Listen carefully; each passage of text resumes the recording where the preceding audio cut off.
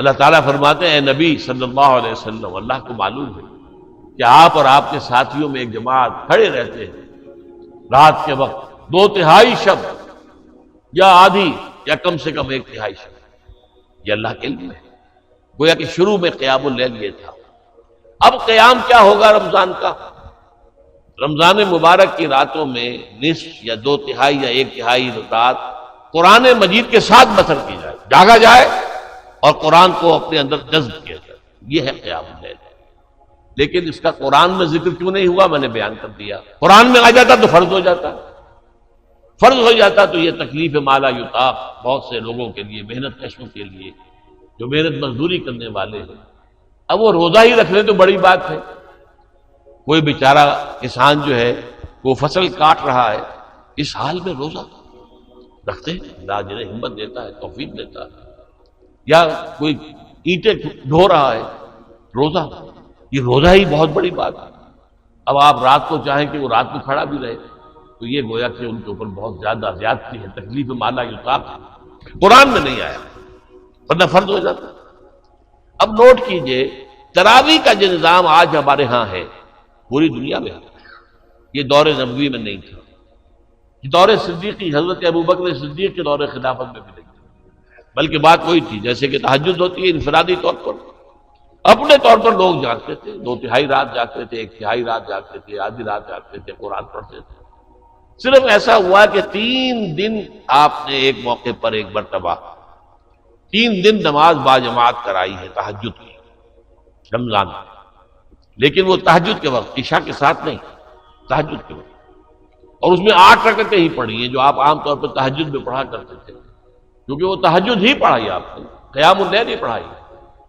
یہ قیام اللیل، تراویح کا لفظ اپنے ذہن سے ابھی نکال دیجیے، ابھی میں بتاؤں گا تراویح کہاں سے آئی، کیسے آئی، کیوں آئی اور اس کی کیا حکمت ہے، لیکن حضور کے زمانے میں نہیں تھی۔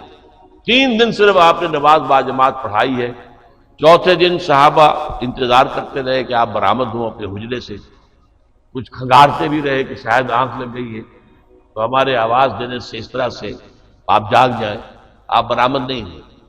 اگلے روز صبح کو آپ نے فرمایا دیکھو اگر میں یہ مسلسل تمہیں نماز پڑھاؤں گا تو یہ تم پر فرض ہو جائے گی۔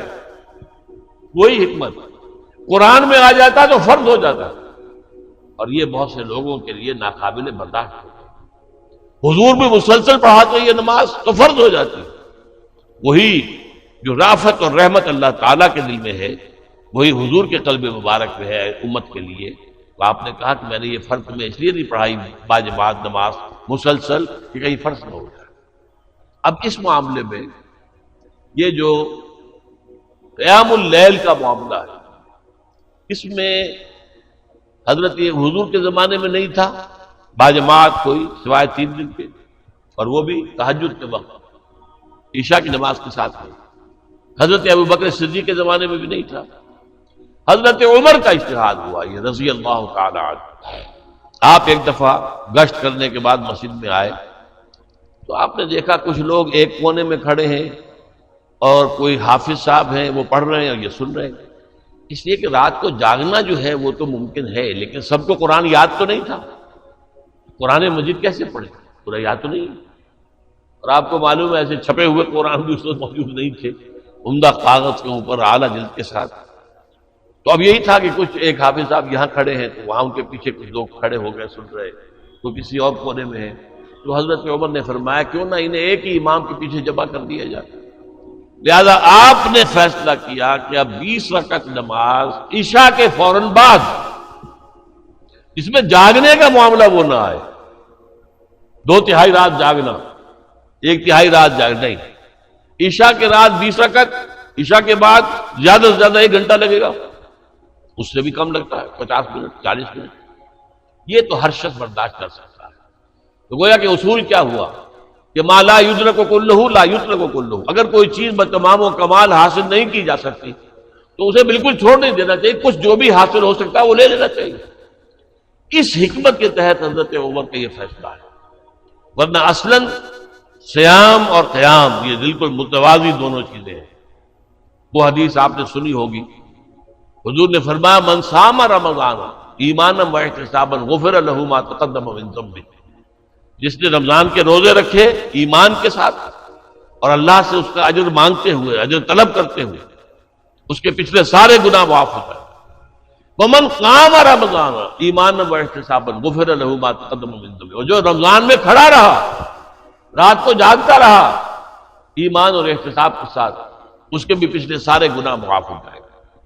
ایک اور حدیث ہے بہت پیاری ہے، یہ حضرت عبداللہ ابن عمرو بن العاص رضی اللہ تعالیٰ عنہما سے ہے۔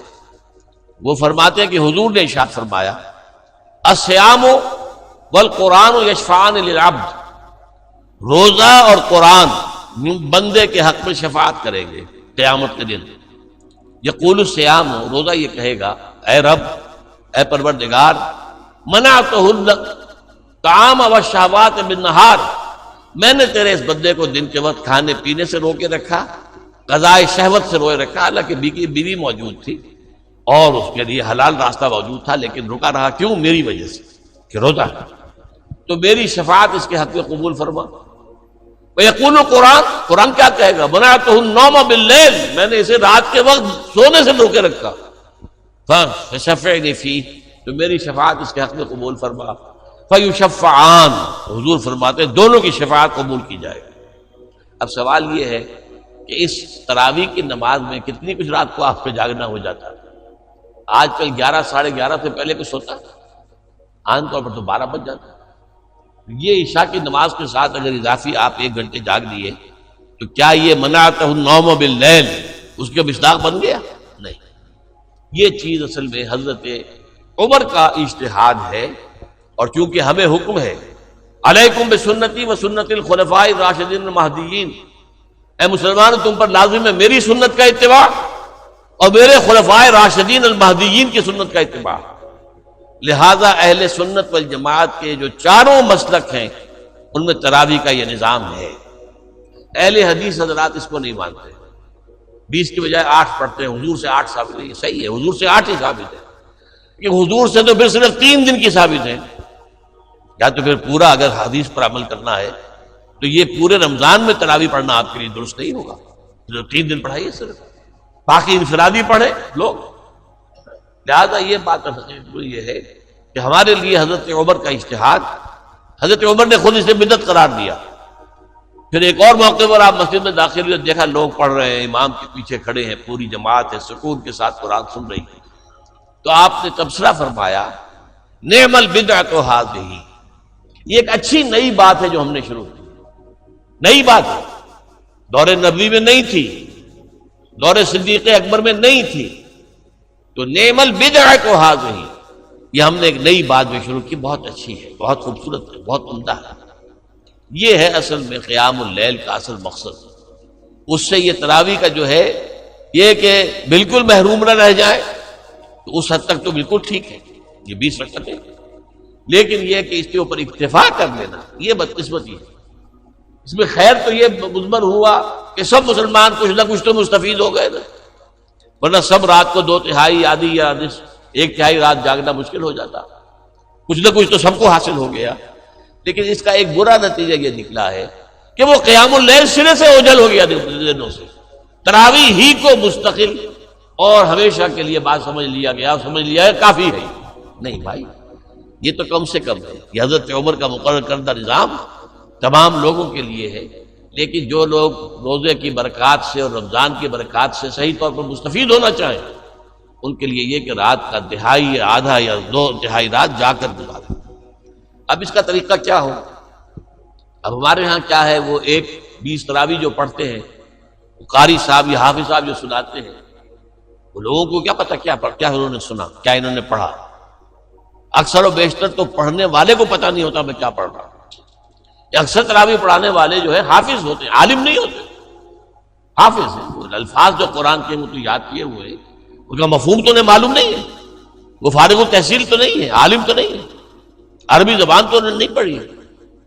اب یہ جو ہے تو اس سے یقیناً وہ ایک تقاضا پورا ہو گیا، حضرت عمر کے فیصلے پر عمل بھی ہو گیا، اس کا ثواب بھی لازماً ملے گا، لازماً ملے گا، لازماً ملے گا۔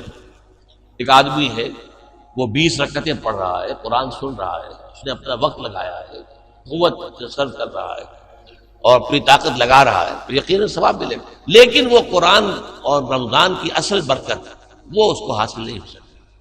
وہ تو یہ کہ سمجھ کر سنے، پڑھنے والا بھی وہ ہو جو سمجھ کر پڑھ رہا ہو، اور سننے والے بھی وہ ہو کہ جو کچھ سنے وہ سمجھے۔